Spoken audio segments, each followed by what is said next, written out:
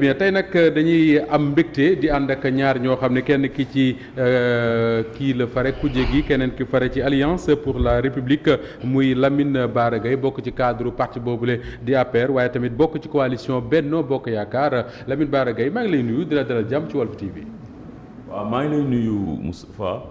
Lamine Bara tey ngay jàkkaarloo ci waxtaan wi ak Fadilou Keita mi ngi bokk ci coalition Yewwi Askan Wi bokk na sax ci candidat yi nga xam ne ñi ngi dagaan baatu askan wi ngir war a bëgg jiite yenn ci maire yi Sénégal yi lée Fadilou Keita bokk ci Pastef muy parti bu Ousmane Sonko jiite Fadilou Keita ñu ngi lay nuyu di la dalal jàmm ci Walf TV. jërëjëf Moustapha. alors ci loolu la ñuy duggee Lamine Bara Gaye ci li nga xam ne mooy suñu soxal waxtaan bu njëkk tey muy sous-préfet ak préfet yi Sénégal ak décision yi nga xam ne Ramatoulaye wax na ko sànq cour d'appel yi jël nañ ko est-ce que soo dégloo li préfet yi def ak sous-préfet yi ak li cour d'appel def du ne la preuve que ni ñu doon wax ne suñu administration territoriale dafa bari ñu xaw a zélé que ni cour d'appel yi wane na tey ne franchement li ñu doon def c'est un peu de zèle mais jëru woon coow lu bari yëpp. jàpp naa ne bi nga xamee ne suñu waa opposition yi li leen code électoral bi permettre ak loi Sénégal mooy bu ñu jàppee ne d'accord ñu ci ndogal yi nga xam ne moom la ñu jël ñu def recours à la justice. La justice a tranché à leur faveur et jàpp naa ne y a pas de vainqueur ou de vaincu, c'est encore la démocratie du Sénégal. Et le jeu des institutions ñoo manifesté wu. Donc loolu man dama koy rafetlu bu baax. xam nga tey Ousmane Sonko dafa jaar ak état fu bari. foo xamante ne tey am na droit moom ci expérience am ak parti bi nga xamante ne moom lay conduire muy Pastef les Patriotes fa ñu jaar ak justice am na droit taxaw ne man awma confiance ci justice. Ousmane Sonko dañ ko dàq te xam nga bañ koy dàq mayoon nañ ko sax mu toog benn commission de discipline kenn woowu ko si ay journaux télévisés lañ dem si ay coupure de presse. dajale lépp créer benn dossier teg seen benn genre mini enquête amul sax. joxuñu ko sax comment ça s'appelle encore demande d'explication. xëy rek créé ko daax ko ku mel noonu boo ko defee loolu muy gérer parti politique bu mel ni Pastef indi ci coppite yu bëri ci dëkk bi bañ def benn levée de fonds bu extraordinaire. gis à 3 heures du matin un ministre de l'intérieur te sort un communiqué pour dire dissoudre sa parti nekk torsion bu extraordinaire ci réglementation bu dëkk parce que ñun lu ñu doon def il faut ñoom ñu jàpp ne. ñun aussi nous sommes au sein de l'administration ñun aussi am nañ technicité bu ñu may ñu organiser une levée de fonds conformément au texte du parti. yooyu yëpp boo ci jaaree ñëw fan yële passé au mois de février et mars. ñu am dossier boo xam ne c'est un dossier judiciaire sénégalais yëpp gis ni Ousmane Sonko bakkanam mi ngi ci xoot ñu ngi koy bëgg a tëj dëkk bi yëpp tàng ba mu am 14 morts. boo xoolee loxo justice aussi mi ngi ci am na juge yoo xamante ne ñu ngi woon ci biir dañoo xaw a bàyyi seen loxo. noonu laa ko mën a waxee te loolu moo tax ñu egg ci yenn jéey ñu egg donc nit kooku noonu. am na droit toog ne man lii ma gis dalu sama xel. Moustapha. nañu fexe situer les responsabilités. parce que mënuñu ni.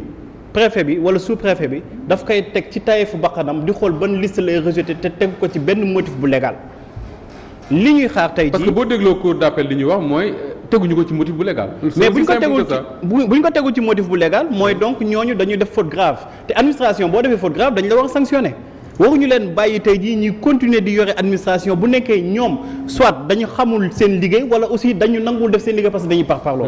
man tey jii fi may xaar président Macky Sall ak ñi nga xamante ni ñoom ñooy jiite préfet yi mooy ministre rek ñooñu noonu li ma leen di xaar mooy ñu fexe ba situer les responsabilités bu nekkee juumte dafa am nañu wax ñan ñoo juum bu nekkee aussi tayef dafa am nañu wax nan la day. pour man c'est une victoire piégée. piégée waaw. aywa pour man c'est une victoire piégée li tax ma wax ko mooy. wax nañ fi émission ba lay passé. répété waat ko que préfet yi amul fenn foo xamante ni teg nañu fa coalition indi leen dossier. ñu ne duñu ko laal. teguñu ko fenn. déjà lu ñu war a préciser mooy que. préfet wala sous-préfet moom nekkul mooy valider wala mooy invalider. fu mu nekk dafa am une commission. commission boo xamante ne ni xëy na dossier bi bu ñëwee ci loxo préfet lay jaar mais commission bi ci boppam dafa war ak moom vérifier dossier bi ndax remplir na critères yi ou pas. donc nekkul préfet moo ko war a def. c'est pas le préfet qui fait tak di xool. préfet waru ko def. d'accord léegi. bu nekkee ne ñoom lu ñu def dafa flagrant dafa tellement flagrant. ba ñu war ci mën a remercier justice dama ne il y a un piège derrière piège bi mooy lan. mooy que Sénégal fi mu toll nii politique. mënuloo ko analyser te jëluloo en compte troisième mandat bi ñu ne président Macky Sall daf ko bëgg a am daf ko bëgg a teg ou pas da koy teg ou pas munoo ko ci génne. léegi boo jëlee loolu en compte ce que tu vas te dire mooy nee nañu justice jox na opposition dëgg. suba bu président Macky Sall ne day déposer troisième candidature. ñu ne taxaw leen bu leen fi nekk di ëppal lu noonu ngeen defoon ci local yi. bàyyi leen justice mu tranché bàyyi leen justice mu tranché.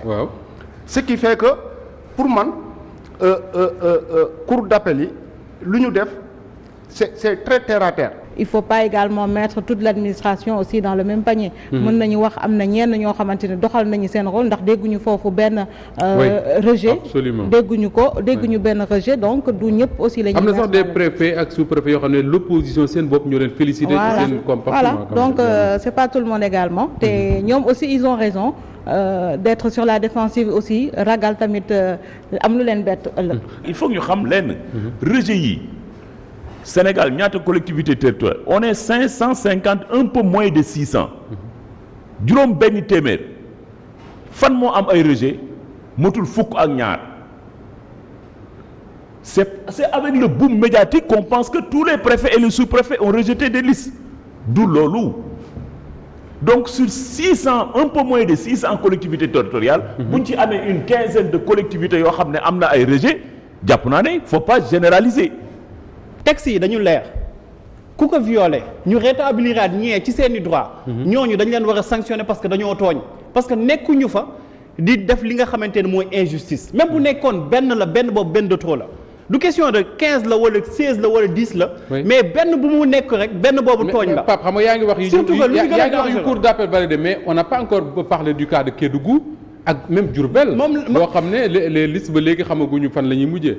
les questions de l'heure du ay question de def ay recours ak yooyu mais fexe ba sénégalais seen dund nu mu jëmee kanam. président Macky Sall quelque part lii da ko arrangé xëcc benn dossier xëcc benn Jean-Paul Dias ñëpp daw nous devons nous opposition être capable de lui en fait opposer des contre-propositions woo ko ci yeneen débat yoo xamante ne voilà parce que président Macky Sall c'est pas lui qui a la main.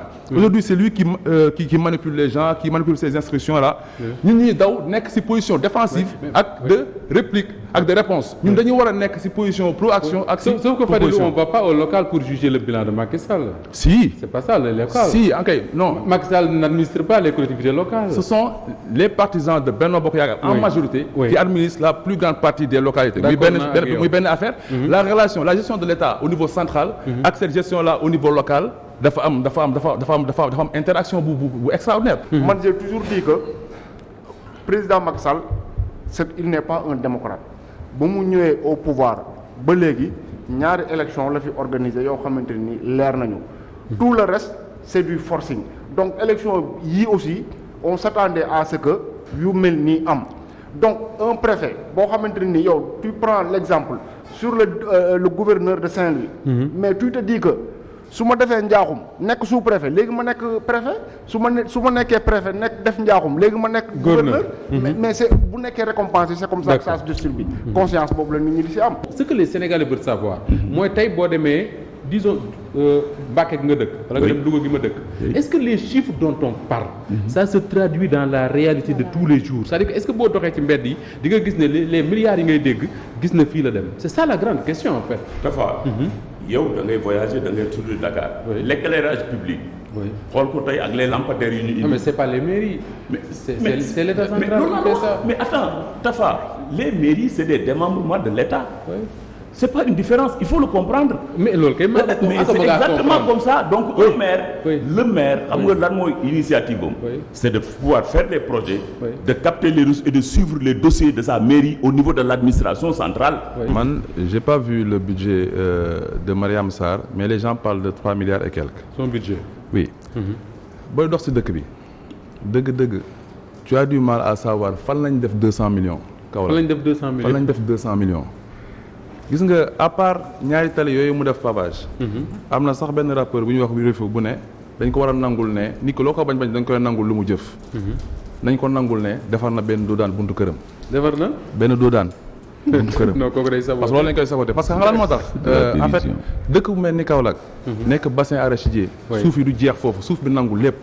Carrefour international oto yi ngay gis camions yëpp fa lay jaar. dëkk bi booy xool jeunesse population sénégalaise. boo xoolee population jeune bi nekk Kaolack bokk na ci population yi gën a am doole. tey am loo xamante ne Moustapha technicité moo la koy may tey boo demee ci ay am na benn organisme bëgguma ko citer. seen loi bi leen créé dafa bind ne ñoom dañuy financer les travaux d'infrastructure des collectivités mais boo nekkee amoo xam-xam wala séqu ko ñu am xam-xam wala àndoo nawle yoo xamante ne war nañ la mën a xelal doo mën a xam loolu pour dem uti ji liggéey di ko jox jeunesse bi doo mën a uti ji xaalis. dañuy convoquer toujours le débat Macky Sall jàpp naa ne quand même aussi nit ñi. il faut que ñu nangu lenn. loo mën di wax it mooy ci affaire boobu. am na sénégalais bu ci ñàkk bakkanam. dëgg la. qui s'appelle Ndiaga Diouf dal na ko yàlla yërëm encore ma déglu naa vocal yi papa yi Ndiaga Diouf wax mais jàpp naa ne bu amee ku war a bëgg affaire bi leer. ça doit être vraiment ce Barthélemy là parce que nit boo duggee ci dara. bakkan doomu aadama war ci bu fekkee ne war nga bëgg ku set moom moo war a am intérêt à ce que affaire bi leer. li ci des nag mooy comme ni Falilou def ñoom ils font de la diversion opposition bi convoqué Macky Sall jéem a créer ay incidents période bi ñu toll nii parce que liñ dul wax Sénégalais yi d'accord duñu ko mooy ils ont été incapables ñoom opposition bi de se retrouver dans des pôles yu war a mën a jàkkaarloo pour gagner Dakar. ñun 2009 ñoo fi nekkoon PS AFP yëpp dañoo góorgóorlu woon def suñu bloc ànd def Benno Siggil Sénégal. gagné Dakar gagné Médina gagné fépp Malick Gakou mii conseil régional Dakar ñoo ko jox jàkkaarloo Ablaye Wade c'est ça. tey bu ñu demee ba moom waa Pastef ak Khalifa ils ont été incapables de former un pôle gis nañ dóorante yi ñu dóorante def tas Bougane budee Malick Gakou amul coalition. PDS dem ak bokk gis-gis. dites-moi c'est ça la vérité ils cherchent de la diversion. man damay laate kase Barthélémy Dias bañ koy condamné Macky Sall moo nekkoon président. oui. te terewul Macky Sall moom xam na ni Barthélémy Dias criminel la mu investir ko ci liste Benno Bokk Yaakaar. bi mu koy investir mi ngi prison d'ailleurs. mi ngi nekkoon ci prison bi Barthélémy Dias criminel la ñu investir ko ci liste Benno Bokk Yaakaar. waaye yow mi nga xamante ni da nga ni nit ñu valeur yi ngay jël di leen defal promotion ngay jël ci ñi nga xamante ni ñoo war représenter le peuple ci ñoom am na koo xamante ni dañ ko topp tuumaal ko ni dafa rey nit nga jël ko dugal ko ci liste yi nga ni kenn du ko fàttali donc je pense que il faut ñu respecter Sénégalais yi quoi tey waxuñu dëgg. c'est ça. parce que am na yenn yoo xamante ni ñàkk nawloo Sénégalais yi sax moo tax ñu koy wax Barthélémy Dias tey jii bu ñu koy wax dara président Macky Sall ci boppam moo ko njëkk dédouane. monsieur Fa foofu laa bëgg wax justement. Je pense que li xew le 10 novembre aussi mën nañu wax ni c'est une preuve de manipulation opposition bi aussi nañ ko oser wax ko ñoo manipuler nit ñi parce que man en tout cas c'est mon opinion parce que opposition bi benn ñu ngi koy wax.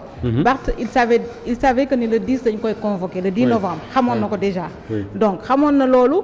lan moo fi jar également ñu amati toute cette population moom génn na di appeler à une forte mobilisation. Ousmane Sonko aussi génn na daan ne il faut que tout le monde sorte la jeunesse ñu génn pour accompagner Barthélémy Dias.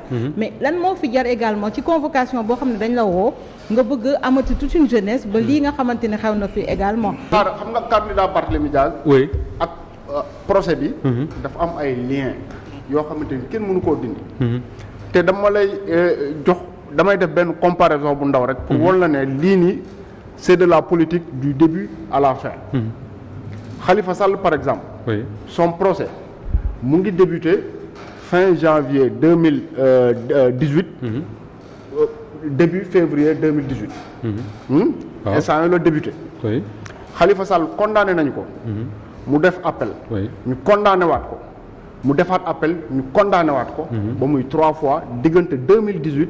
ak 2019 présidentielle ba. Pourquoi? Parce que il fallait que ñu confirmer sa condamnation définitivement pour mën ko empêcher nekk candidat. C'est le contraire nag qu'on observe avec le dossier de Barthélémy Dias maanaam un dossier boo xamante ne nii depuis 2011 la événement yi xew ñu jugé ko moom mu demandé appel.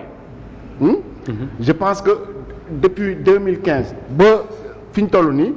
ñoom amoon nañ suffisamment de temps. pour vider le dossier définitivement. D'accord. Mais ils ne l'ont pas fait ñu bàyyi ba le président de la république parce que Barthélémy Diaz nekkul ne bi ñu fixé élection yi la doog a wax ne dafa bëgg a nekk maire de Dakar. doon na ko wax bien avant ça donc bu ñu bàyyee ba comment dire Khalifa Sall ces 3 appels ñu vider ko en une année. Barthélémy Diaz affaire am mënuñu ko vider en 10 ans donc ça pose problème bu ñu demee nag ba le 11 mai le président de la république ne fixé nañu élection yi. ñu toog quelque temps après. Le juge ne convoqué na Barthélémy Diaz mais il va sans dire que ne politique daf ci am. te loolu même au-delà du dossier de Barthélémy Diaz am na yeneen ak yeneen dossiers yuy wane ne un homme politique xam nga loolu souvent tamit day tax ñenn ñi bu ñuy wax la justice ñu jàpp ne. dañuy xarab magistrat yëpp. mais tel n'est pas le cas justice bi mu ngi fonctionner. Seulement fu ñu koy déplorer mooy bu duggee affaire politique bu ci amee maanaam un homme politique bu ñu amee pour juger ko. te loolu la ñu gis avec le président Macky Sall bu mu fi ñëwee ba léegi. des hommes politiques yoo xamante ne ànduñu ak moom mais il a tout fait pour véritablement briser leur carrière. Dans les années 90 et consorts. Opposition bi fi nekkoon ñoom Maître Wade Abdoulaye Bathily et consorts. Effectivement dañ doon jàmmarloo alkaati yi bu baax a baax. oui mais ñoom da leen leeroon naññ ni que ñii ñuy jàmmarloo ay alkaati nañu. mais ñun depuis mars dañ fi gis ay nervi yu rax ay alkaati. leader bu fi dem di manifester naan da ngay góorgóorlu di kii boo dawul daañu la dóor balu fital wala daañu la dóor marto nga faatu fa et puis kenn du xam ku la rey parce que déjà c'est très simple c'est-à-dire s'agissant des policiers ou des gendarmes. Ils travaillent en unité constituée. Unité constituée mooy maanaam tu peux pas dire que c'est Moustapha Diop tu peux pas dire que c'est Fadilou tu peux pas dire que c'est Pape Sané. C'est le groupe. Donc à partir de ce moment non seulement c'est extrêmement dangereux. De trouver qui est le coupable mooy benn. ñaar buñ ci raxee nag ay nervi nga naan da ngay góorgóorlu foofu mais mon cher tu vas le regretter. di jaay ngóoram. En matière de maintien de l'ordre quand même le Sénégal est présent sur tous les théâtres d'opération de ce monde-là. Ça on le doit à notre expertise de nos forces de l'ordre. Je pense quand même que yow war nga relativiser les jugements que vous portez. Mais président, non, je termine. C'est pas un Parce que ce que je dis là, à prendre en compte. ce que je dis moi en tant que profane, je sais que les forces de l'ordre, la plupart quand ils font usage de gaz lacrymogène, souvent parce que c'est motivé et qu'ils ont des raisons de le faire, de protéger. Moi je vous donne un exemple dont j'ai été témoin. Le 23 juin, j'étais sur le couloir de l'Assemblée nationale avec les leaders. Quand les gens étaient prêts à donner l'assaut sur l'Assemblée nationale. Ce jour-là, Aronossi, peut-être qu'il m'écoute, il était là, les Moustapha Niasse, paix à son âme, dans Soro, tous les grands leaders étaient là. Il a donné des sommations pendant 3 fois. Voilà. Et j'ai vu également comment les forces de l'ordre sont parvenues à sécuriser nos leaders et à les exfiltrer de cette situation. Parce que c'est pas un honneur pour le Sénégal qu'un leader de l'opposition tombe. Et ces manifestations-là sont infiltrées.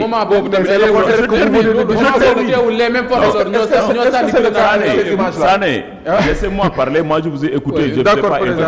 C'est vrai que Bara vous écoute. Ce que je dis, je le dis avec responsabilité. Mes excuses. Voilà. Et du Tchahan, il faut savoir que le maintien de l'ordre, c'est une technique qu'on apprend, c'est un art, c'est du domaine des forces de l'ordre. Ne pensez pas qu'ils tirent leur grenade lacrymogène là de gaieté de cœur. À chaque fois qu'ils en font usage, c'est parce que leur travail leur exige de le faire. am na si ñoom ñi def seen liggéey looloo tax ñu leen di fay du ma leen tàcc du ma leen wax leen. mais ñi nga xamante ni defuñu seen liggéey dañu war a situer les responsabilités parce que mars bii passé 14 personnes ñàkk nañ seen bakkan te gis nañ ci ay image benn di téye pistolet di tirer te ba tey waxuñu ñu kan moo def lii wala kan moo def lee wala kan moo def lee. responsabilité dañ ko war a situer te xale bi dee parcelle kay alkaati lañ gis mu tiire moom. te ba léegi kenn xamul responsabilité dañ leen war a situer. kan moo ko war a situer malheureusement justice bi nga xamante ni ku ko jiite. nee na buy jël benn député benn bokk yaakaar dafay désolé wu parce que si ñoom la bokk kon man Pape Makhtar Diallo bokkuma si moom. c'est douloureux. bokkuma si moom alors Pape Sané après ñu terminer. voilà justement benn précision rek. laa bëgg a indil balaa maa tontu Pape en fait en matière de maintien de l'ordre néew ma mun naa ko jàngal kenn néew ma maa ko gën a xam kenn mais yàlla may na ma ci li nga xam ne xam naa ko donc je suis bien à l'aise pour en parler. Je dis que non laissez-moi finir. Je dis que ce qui s'est passé là sur cette histoire-là, c'est pas du maintien de l'ordre, c'est de la provocation policière. Le président utilise des moyens non conventionnels pour essayer parfois même d'inciter en fait day jaxase Sénégalais ñu dressé wu ñii continuer te rey nit mën na cee am. donc loolu c'est extrêmement grave loolu kenn mënu ko politiquer. yaa ngi koy wax sànq ba léegi répété nga ko 2 ou 3 fois rey nit mën na am ci yu mel nii lan mooy justifier sa crainte boobu. Moustapha man li ma gis maa ko xam man dama lay wax xoolal section de recherche bi ñuy xeex ak section de recherche ak j'étais là-bas j'étais en ligne de mire j'étais devant le jour j'étais devant aussi président Ousmane Sonko du ku ñuy bàyyi di ko seetaan muy dem si gars yi ñu koy note ñun li ñuy def dañ koy fekk te bu ñu jógee foofu taxaw si diggu mbooloo bi gis suñu jeune frère yi ferveur bi ñuy am ñun xam nañ nit ñi capable nañ joxe seen bakkan fii tout de suite bu nekkee nag en face dañu am nit yoo xamante ne ay 45 jours de formation lañ am amuñu aptitude technique yu leen may ñu gérer ay mouvement de foule tey dañuy xam ne bakkan mun na farat ndax suñu bakkan mënoon na faa rot donc ku mel ni Ousmane Sonko ñu yaakaar ko yow ñu yaakaaroon la fal la président moom ñu yaakaar ko tey nit ci am si moom yaakaar ànd ak moom di liggéey sàccul yorul armée yorul dara yorul bi muy ñëw foofu noonu yorul xeer yorul policier yorul dara ñi mu àndal sax ñuy yore kaaraangeeg amul kenn ku si yore arme te gis ngeen garde corps bi nga xamante ne mooy toog si ginnaawam tudd limousine am na benn procédure bu ñu ko dóor si kanam deret bi yëpp tas foofu mais kooku ku ñu dóor deret bi tas jóge si bopp mais kooku mënoon na dee donc président Macky Sall moo yore puissance moo yore doole ñun wax nañ ko le jour président Ousmane Sonko bi mu fi baal ma rek ma jeexale foofu Moustapha daal ñaari wax yu am solo loo xamante ne kenn mënu si def déni bi mu génnee bi ñu ko bàyyee bi ñu ko jàppee au mois de mars bi mu génnee lu mu def toog conférence de presse am ñu bëri ñu mer li ñu bëggoon on voulait en finir parce que président Macky Sall moom su boobu xam na ne bu ñu defantoon 48 heures lu garaaw mënoon na xew Sénégal affaire yi mënoon na basculer mais qu'est-ce qu'il a fait toog ni ko naqar yëpp mu muñ mu ne bu ñu bàyyi jamais dëkk bi di basculer président Macky Sall suñ ko waree gagner nañ ko gagner à travers les urnes loolu c'est hyper responsable te dëgg-dëgg fi affaire yi toll ñun xam na ñun on était à l'intérieur te xam nañ ni affaire yi moo nekk lu extrêmement grave donc il faut vraiment que les gens en reviennent à plus de responsabilité quoi. réew mi en dehors des politiques il y a l'État et il y a les forces de l'ordre. L'État est politique. waaw et le monopole de la violence ça appartient à l'État. loolu aussi bu ñu ko fàtte. à chaque fois que l'État doit user de la violence pour rétablir l'ordre l'État l'utilisera. loolu ku xamul état yaa koy jaaxaane. Baara est-ce que d'accord nga loolu mooy dëgg gi. Baara Gaye ak comportement wu suñu alkaati yi ci manifestation yi am ci réew mi maa ngi ñëw. mais Moustapha d'accord nga ak ñoom. moi je ne vois benn intérêt à ce que ab alkaati gis ab citoyen jóg rek jël dóor on a ce qu'on appelle les bévues les loolu day am des bévues policières ça existe dans tous les pays du monde. Oui. mais faut pas prendre un cas pour généraliser waaye nañ waxante dëgg dafa. L'opposition telle que incarnée par Pastef c'est une opposition de violence. Loolu mooy dëgg gi. Il ne joue que sur cette fibre-là. Vraiment, c'est l'insurrection, c'est la violence, c'est l'insulte à la bouche. D'accord. Mais vous voulez quand même que ces gens-là, ils ne méritent pas qu'on leur porte à certaines responsabilités de l'État. Parce que ça, c'est la force pour déstabiliser ce pays. Très bien. Ce pays-là, c'est l'État qui le gère. Nous avons des gens qui ont choisi de servir l'État à travers les forces de l'ordre. L'État ne qui s'y frotte, s'y pique. C'est ça la vérité. Moi, j'ai beaucoup de respect. Ça n'entame en rien.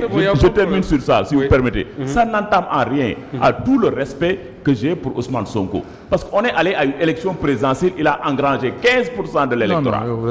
Mais Koko, c'est pas n'importe qui. Nous lui devons du respect. Et il est député à l'Assemblée nationale. Je pense que celui-là, ne serait-ce que pour ça, Ousmane Sonko, c'est pas n'importe quel Sénégalais.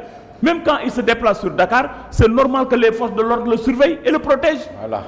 Ce qu'il dit là, ça me gêne quoi. Le fait qu'il puisse parce dire que je le dis Ousmane comme ça. Ousmane Sonko, su génnee dañ ko war a surveiller te loolu il donne une fausse information.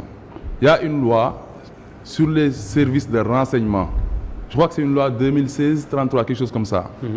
Boo demee ca article 8 ba dafa le ne pour nga mën a dugg ci kër nit pour nga mën a topp nit di ko defar filature il faut que nga am autorisation du procureur moo la mën a autoriser nga dem toppi Ousmane Sonko mais mënoo xëy ne da nga koy topp tant que gisoo si moom ay indice d'après texte boobu noonu article 1er ak 2 gisoo ci moom ay indices yoo xamante ne day remettre en cause suñu souveraineté suñu sécurité au Sénégal. Il est sorti la nuit ici pour aller nga dem si article waaw même rek ma ñëw nga dem si article 15 bi mu ne la buñ jàppee nit ci cas yooyu noonu tey jii nii Ousmane Sonko gis nañ ay services yu fa ñu indi fa oto boo xamante ne doon surveiller bañ jàpp leen ki ngay wax le jour tamit am na assemblée nationale am na commission bu ñuy wax défense et sécurité am nañ prérogative jël loolu woo ministre bi enquête ko laaj ko lan moo xew mais duñ ko mës a def pour Ousmane Sonko pourquoi parce que c'est un opposant moo tax may la état bi nga wax sànq existé wul parce que c'est un état politique et politisé. dafa am benn message bu may lire nii en fait. dafa am ku ko fi waxoon 2011 mu ni j'appelle tous les militants républicains et les Sénégalais soucieux de l'avenir de notre pays et de nos institutions de venir nous rejoindre dans la rue pour faire cesser le processus de monarchisation du Sénégal. Signé Macky Sall. Le combat contre ce régime se fera dans la rue. Il a parlé de combat en plus. Le combat contre ce régime se fera dans la rue. Oui. Laissez-nous mener notre combat. S'il vous plaît. Le combat contre ce régime se fera dans la rue. loolu la Macky Sall waxoon en 2011. léegi bu ko opposition waxee waxuma la lii de mooy que ça ñu ni non dañu bëgg appel à l'insurrection alors que président Macky Sall ba mu fiy nekk c'est-à-dire l'avenir sort du passé. démb moo tax ñu xam tey Macky Sall li mu fi def démb moom kese nañ koy fay tey jii. mais problème bi mooy Abdoulaye Wade en face c'était un démocrate. moom nag du démocrate chaque jour nga rappelé ko nekkul démocrate te gis nga et puis am na ay coïncidence ak agenda am bu affaire yi kii wee rek moom Macky Sall jël na avion am dem xam na lu tax. dans le cadre des missions de surveillance il faut qu'on revienne à la loi de 2003 bi nga xam ne moom la ñu dissoudre la direction de la surveillance de l'État créer la DST et la DEPAF cette loi là elle intègre très bien la surveillance yow loi bi ngay wax la loi de 2016 c'est la loi sur le terrorisme qui requiert c'est la loi sur le terrorisme qui requiert certaines autorisations du juge dégg nga mais attends je te montre après. mais dans le décret d'application de la DST les missions de surveillance d'ailleurs c'est la mission du renseignement intérieur c'est les renseignements économiques c'est les renseignements le contre-espionnage et tout ça ça entre dans le cadre de surveillance maintenant surveillance bi nag ça ne doit pas être une arme pour le politique. L'État li mën c'est de réguler le secteur accompagner ko. D'accord. te loolu tamit quand même gis nañ effort yi suñu gouvernement def. dafa ci Covid la ñu génnee. gouvernement bi dafa dégager ay ressources yu am solo ñu accompagner tous les secteurs y compris le secteur des commerçants même artisans yi ay appui direct lañ leen envoyé ñii ay 150 000 ñii ay 200 000. secteur hôtelier bi gis nañ comment on les a appuyés. parce que Covid bi dafa wàcc suñu économie laal secteur yëpp. bien sûr l'État nag a l'obligation de surveiller surtout nag le secteur de la boulangerie. mais jàpp naa ne tamit li ñu leen di wax nag ñun en ça c'est le consommateur qui parle.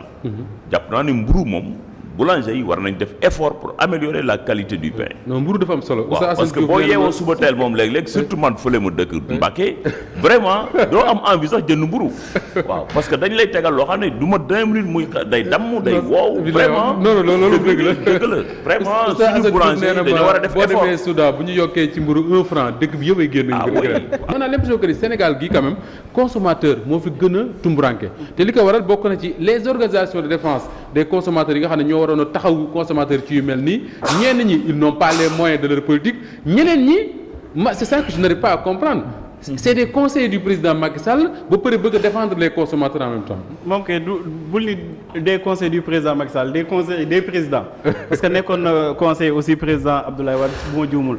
mais bon malheureusement dafa am ñoo xamante ne dañuy consommer les consommateurs ah. dañuy consommer les consommateurs ci consommateurs yi nañuy dund. mais gis nga lii nii yëpp c'est des mesures conjoncturelles. man je pense que ni Sénégal bi nga xamante ni dañuy consommer 8 millions de baguettes par jour. ñu ñuy wax suñu facture céréale day dem ba 90 milliards bu ma juumul. yaakaar naa ne waroon nañu wët ay mesures yoo xamante ni yu conjoncturelles lay doon. structurelles du moins pas yu conjoncturelles. parce que mënuñu ni Sénégal am na suuf am na ndox.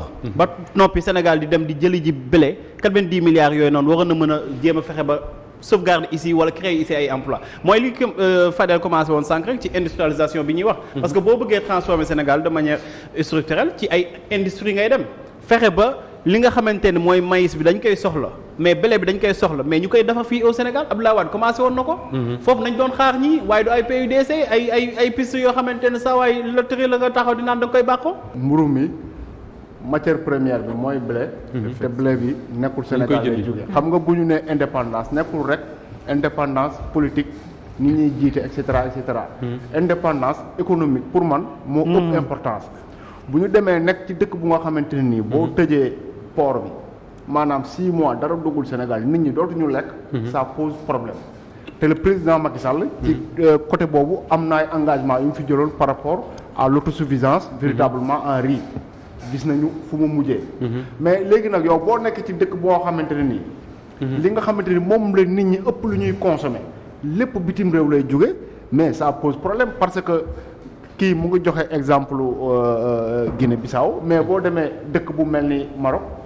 mais ci biir kër yi la nit ñi di defaral seen bopp mburu parce que blé bi dafa yomb mun nga ko am ci boutique bi mun nga ko am feneen ak feneen.